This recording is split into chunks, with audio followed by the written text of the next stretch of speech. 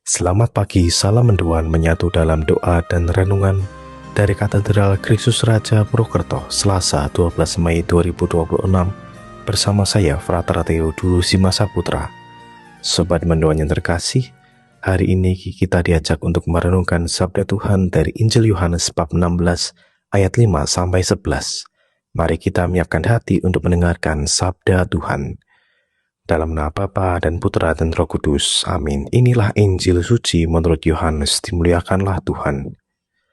Dalam amanat perpisahannya, Yesus berkata kepada murid-muridnya, "Sekarang aku pergi kepada Dia yang telah mengutus aku, dan tiada seorang pun di antara kamu yang bertanya kepadaku, kemana engkau pergi? Tetapi benar yang kukatakan kepadamu adalah lebih berguna bagi kamu jika aku pergi. Sebab jikalau aku tidak pergi, penghibur tidak akan datang kepadamu. Sebaliknya, jikalau aku pergi, aku akan mengutus Dia kepadamu. Dan kalau penghibur itu datang, Ia akan menginsyafkan dunia akan dosa, kebenaran, dan penghakiman. Akan dosa karena mereka tetap tidak percaya kepadaku, akan kebenaran karena aku pergi kepada Bapa, dan kamu tidak melihat aku lagi, akan penghakiman karena penguasa dunia ini telah dihukum." Demikianlah sabda Tuhan, terpujilah Kristus. Sobat mendoan yang terkasih, Yesus berkata kepada muridnya bahwa Ia akan pergi kepada Bapa. Mendengar hal itu, hati para murid dipenuhi kesedihan. Namun Yesus menegaskan bahwa kepergiannya justru membawa kebaikan, karena Roh Kudus akan datang sebagai penolong. Seringkali kita juga merasa sedih, kecewa, atau bingung ketika kehilangan sesuatu yang penting dalam hidup. Kita bertanya, mengapa Tuhan membiarkan ini terjadi?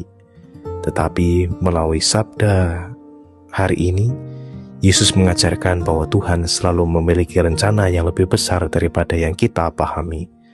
Kadang Tuhan harus mengosongkan sesuatu dalam hidup kita agar hati kita terbuka untuk menerima rahmat dan karyanya yang baru.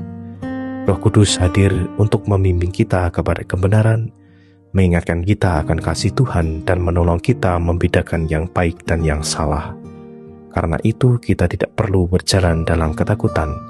Ketika kita mau mendengarkan suara Roh Kudus melalui doa, sabda Tuhan, dan hati nurani, kita akan menemukan kekuatan dan damai sejati.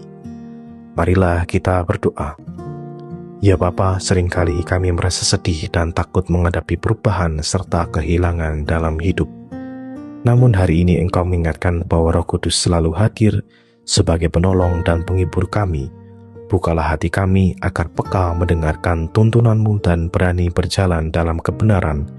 Kuatkan iman kami supaya tetap percaya bahwa rencana-Mu selalu indah pada waktunya. Dengan pengatakan Kristus Tuhan kami, amin. Semoga kita semua, keluarga kita, dan perjalanan hidup kita hari ini senantiasa dalam naungan berkat Allah yang Maha Kuasa, dalam nama Bapa dan Putra dan Roh Kudus. Amin. Selamat pagi, selamat beraktivitas, Tuhan memberkati. Salam mendoan.